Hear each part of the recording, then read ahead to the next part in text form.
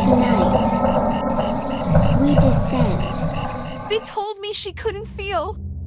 They lied. It was the quiet at night that unsettled Claire the most.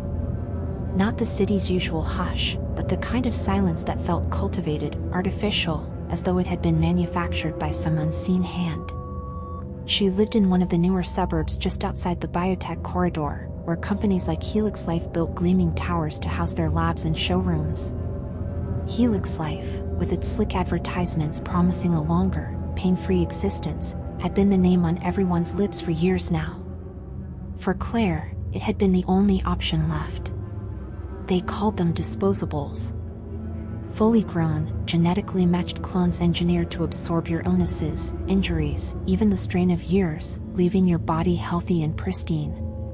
Once the clone had endured too much damage to keep functioning, you simply requested another. Disposable, indeed. Everyone who could afford one had one. Even those who couldn't found ways. No one wanted to die when dying could be outsourced. Claire's clone, designated CL2376 in the records, though Claire privately called it her, had been delivered 2 years ago. A perfect match. Every scar, every freckle, every cowlick in her dark hair replicated to eerie precision. In public, the clone never spoke, never complained, just followed quietly on command. Each month, it was taken in for transfer, and Claire walked away with vitality restored, her body scrubbed of decay and wear. The process left the clone a little more diminished each time, a little more pallid, a little more hollow around the eyes. But that was the deal. Then, last week, she started seeing her at night. At first, it was just a shape standing across the street. Out her bedroom window, between the hedges, in the weak glow of the streetlights, a figure that matched her silhouette perfectly. At that distance, it could have been anyone. But she knew. Deep down, she knew. 2 nights later, she woke at 2:13 a.m. to the faint sound of whispering. It came from somewhere outside her window, barely audible over the rustling leaves. At first she thought she was dreaming, but when she sat up in bed and strained to listen, she could almost make out words. Everything for you. Claire froze, her skin prickling with cold. She didn't move to the window. She didn't want to see. She lay back down and squeezed her eyes shut until sleep came again, though it was restless and fitful. The next morning, she told herself it had been a dream. Stress, maybe. Work had been piling up. But when she went to the curb to fetch the morning paper, she noticed faint footprints in the dew-covered grass. Bare feet. Her size. That evening, she locked all the doors and windows before sundown. I remember. The whispering was louder this time. Closer. She thought she caught a glimpse of her through the frosted glass of the front door, her own face peering in, lips cracked and raw, murmuring just for her. She backed away and sat on the bottom stair, clutching her knees, her mind spinning. Helix Life had assured her the clone couldn't act independently. It couldn't speak unless spoken to. It certainly couldn't, come here. But when midnight came and the doorbell rang, Claire already knew who it would be. Claire didn't sleep the next night. She sat up in bed with every light in the house on, gripping her phone like a weapon and staring at the locked bedroom door. But nothing happened. No whispers.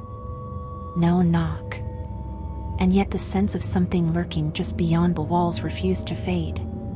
When dawn finally broke, she opened the blinds to find nothing but the quiet street and its orderly rows of identical houses. Still, she thought she could smell the faint, sour tang of another presence lingering in the air. At work the next day, she found herself staring at the other clients coming and going from Helix Life. They all had that same telltale look, too healthy for their age, too polished, shadows of their former selves scrubbed away by the monthly transfers. But beneath the flawless smiles, she began to notice little cracks. One man stared off into space in the waiting room, clutching his clone's hand too tightly. A woman walking out of the clinic looked pale, unsteady, glancing over her shoulder as if she expected something to follow her. Claire couldn't shake the sense that they knew what she knew. That no one was saying anything because no one wanted to admit it. She asked to speak to her Helix Life rep. He was a neat young man in a tailored suit who introduced himself as Derek. His smile was a little too quick. Is there any chance it could come here?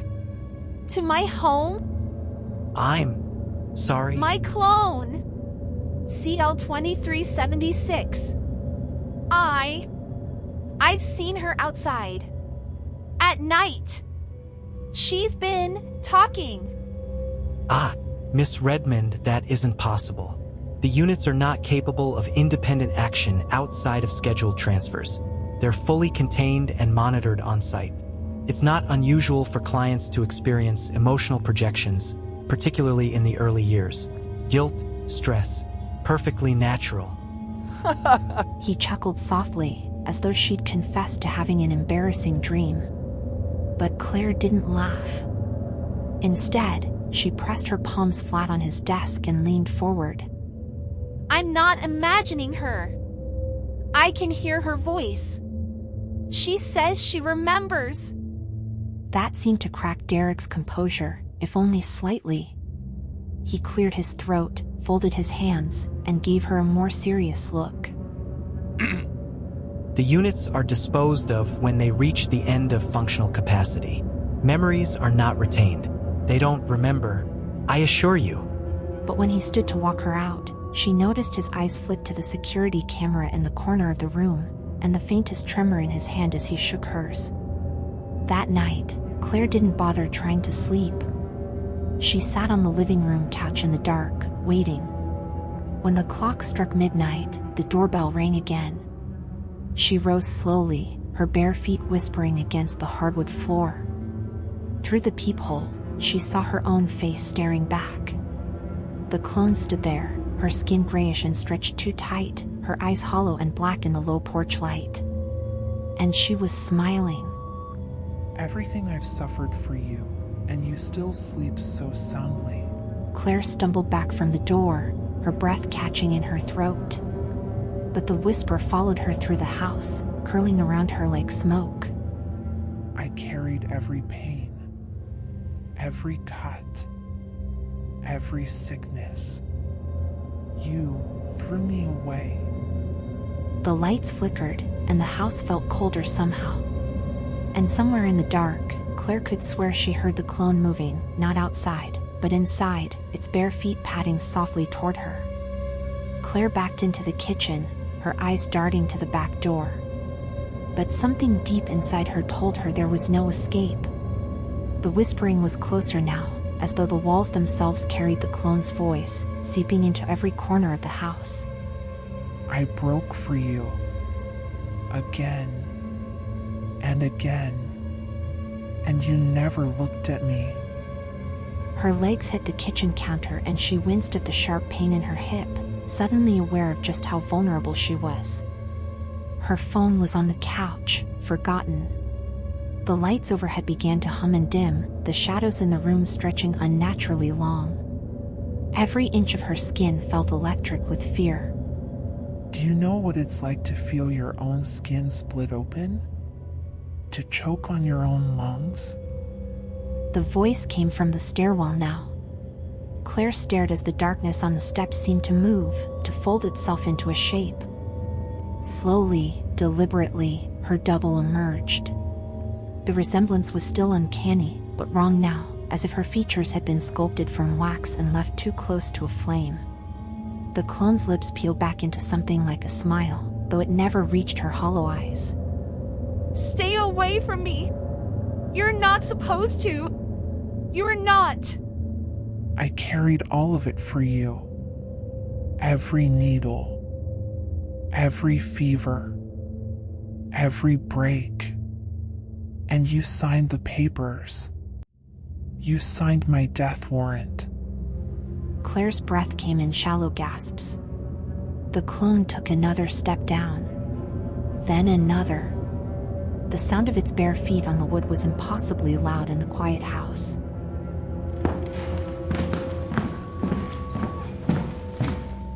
And now you're fresh, whole, and I'm disposable. Claire lunged for a knife from the block on the counter and held it out between them, her hands trembling. Don't come any closer. But the clone only tilted its head, as though amused. You think that can hurt me? You think after what they did to me for you, that hurts? The shadows behind the clone seemed to ripple, to crawl down the walls like veins. Claire stumbled back, knocking over a chair. The clone moved faster now, crossing the kitchen in 3 long strides. It stopped just out of reach of the knife. You don't even remember the worst of it, do you? The experiments, the surgeries, the days they left me screaming under the lights. You don't know what that does to a soul, but I do. Its hand shot out and grabbed her wrist, twisting with inhuman strength. The knife clattered to the floor. The clone leaned close, its breath hot and sour against her cheek. And now, it's your turn. Claire screamed, but the sound was swallowed by the house itself. The lights went out entirely, plunging the kitchen into pitch black. And in the dark, she felt hands, more than 2, impossibly many, closing in around her, dragging her toward the cold floorboards as the clone whispered one final thing in her ear. Time to trade places. Claire awoke in her own bed. At least, it looked like her bed. The sheets were the same soft cotton, the lamp still burned on the nightstand, the faint smell of lavender from her pillow. But the house was quiet. Too quiet. She sat up, clutching her head, and found herself still in her clothes from the night before. The many hands were gone. So was the clone. For a moment, she dared to believe it had all been a nightmare. A vivid, sickening dream conjured by guilt and exhaustion. But when she swung her legs over the edge of the bed, her bare feet touched cold wood, not the plush carpet that should have been there. Her head jerked up. The floor was wrong. The entire room stretched longer than it should have, and the air was thick, heavy, like breathing through damp wool. She stumbled to her feet and opened the bedroom door, only to find not the hallway, but a narrow corridor of shadow. The walls pulsed as though alive, and faint whispers rose from the darkness. They came from everywhere at once, her own voice, twisted, echoing. You thought you could throw me away. Claire spun around and found her standing there. The clone. No longer waxy or worn, but full and strong. Perfect. Exactly as Claire herself had looked on the day the clone arrived. The clone's smile was cold. But now I'm whole again. And you. She reached up to touch her own face and froze. Her fingers brushed skin that was rough, cracked, and cold. She darted to a mirror hanging crookedly on the corridor wall and gasped. The reflection staring back was hollow, gray-skinned, eyes black and sunken, exactly what her clone had been. Claire screamed and slammed her fists into the glass, and it broke. The clone's laughter, low and triumphant, filled the air. They won't even know you're gone. Not for months. Maybe longer. And I'll be you. Better than you ever were. Claire backed away, her voice breaking. No, this isn't real. You can't. Oh, it's real. I carried it all for you. Every pain, every humiliation, every death sentence. And now you can carry it for me. Fair, isn't it? The clone stepped forward, her footsteps light and sure on the strange floorboards, and extended a perfect hand toward her. Claire shrank back into the corner, pressing herself against the wall. The whispers grew louder, swelling into a cacophony of her own voice chanting in unison, "Disposable, disposable, disposable."